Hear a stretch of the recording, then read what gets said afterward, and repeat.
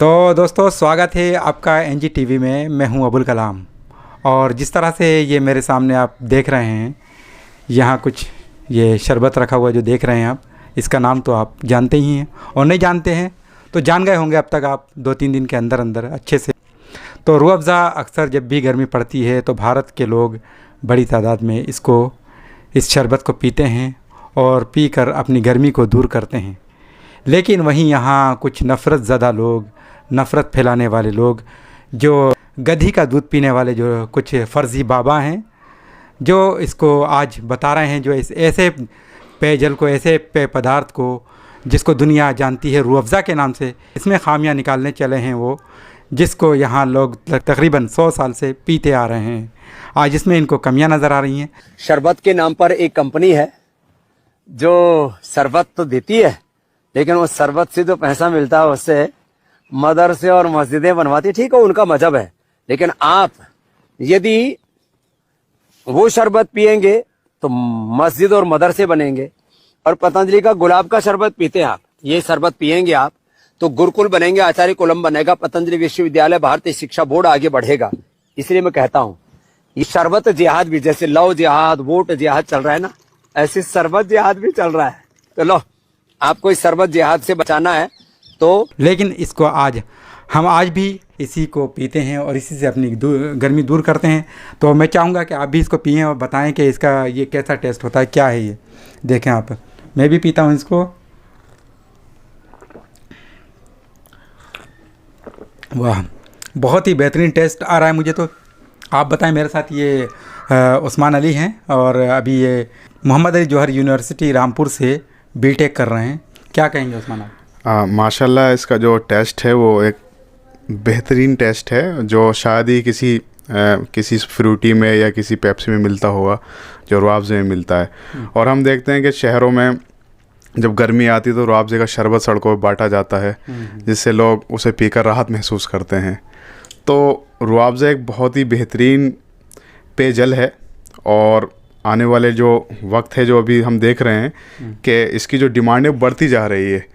वो बढ़ती इसलिए जा रही है कि एक बाबा है जो गधी का दूध पीता है और उसका टेस्ट बताता है। उसको ये पता नहीं कि रूह अफ़ज़ा का टेस्ट कैसा है, तो वो हमें बताने चला है कि वो रूह अफ़ज़ा का टेस्ट ख़राब है, यानी कि उसे पता ही नहीं कि रूह अफ़ज़ा का टेस्ट कितना अच्छा होता है। यानी उसको भी ज़रूरत है इस बात की कि इसका टेस्ट। हाँ, मैं चाहूँगा कि वो बाबा और उस जैसे फर्जी बाबा और उस जैसे मानसिकता वाले बाबाओं को ये रूह अफ़ज़ा पीना चाहिए। हो सकता है उनका मानसिकता है जो उनकी ख़राब हो चुकी है, बिल्कुल सड़ चुकी है।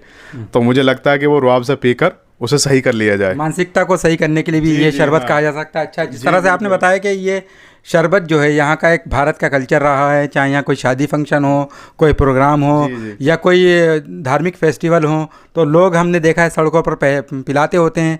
चाहे वो हिंदुओं के जुलूस निकल रहे हों या मुसलमानों का कोई जुलूस निकल रहा हो, हिंदुओं के निकलते हैं तो मुसलमान पिलाते होते हैं उनको यही रूह अफ़ज़ा। और यही रूह अफ़ज़ा को हमने देखा कि जब मुसलमानों के जुलूस निकलते हैं तो हिंदू भी बड़ी तादाद में इसी रूह अफ़ज़ा को पिलाते हैं। कभी कोई इसमें यहाँ ये नफ़रत आड़े नहीं आई?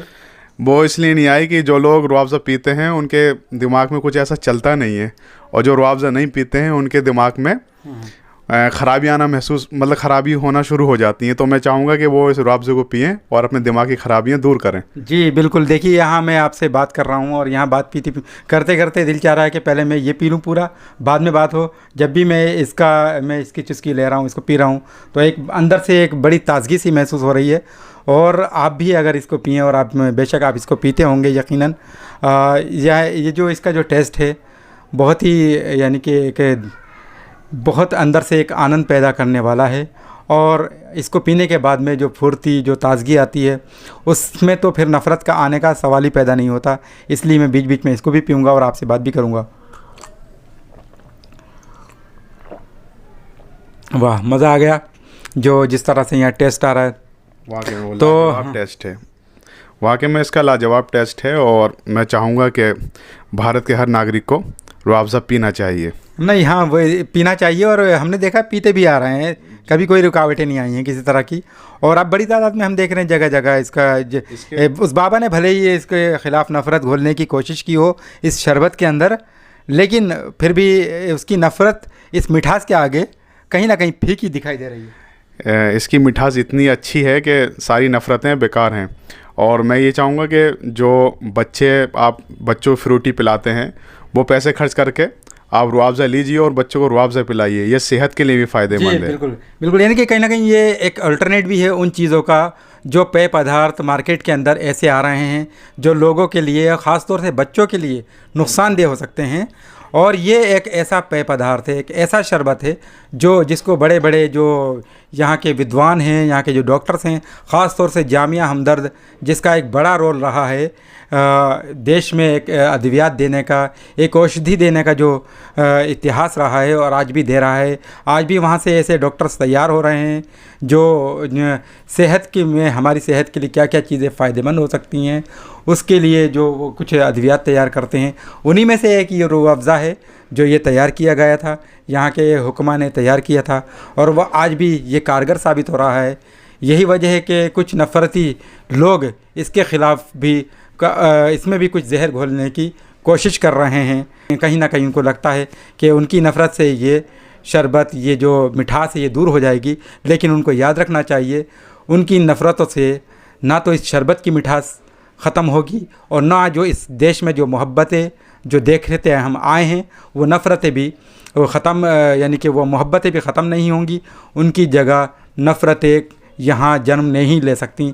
जिस तरह का अभी तक आपने यहाँ वीडियोस देखे और लोगों को देख रहे हैं, लोगों के रिएक्शन जो आप देख रहे हैं, उसको देखकर हम ये कह सकते हैं कि भारतवर्ष के अंदर अभी भी मोहब्बतें बरकरार उसी तरह है जिस तरह पहले थीं। तो हम यही कहेंगे कि इन मोहब्बतों को और परवान चढ़ाने के लिए और बढ़ाने के लिए और इन नफ़रतों को ख़त्म करने के लिए इस जैसे शरबत का आप इस्तेमाल अपने घरों में ज़रूर करें। शुक्रिया बहुत बहुत। NGTV, the voice of common people।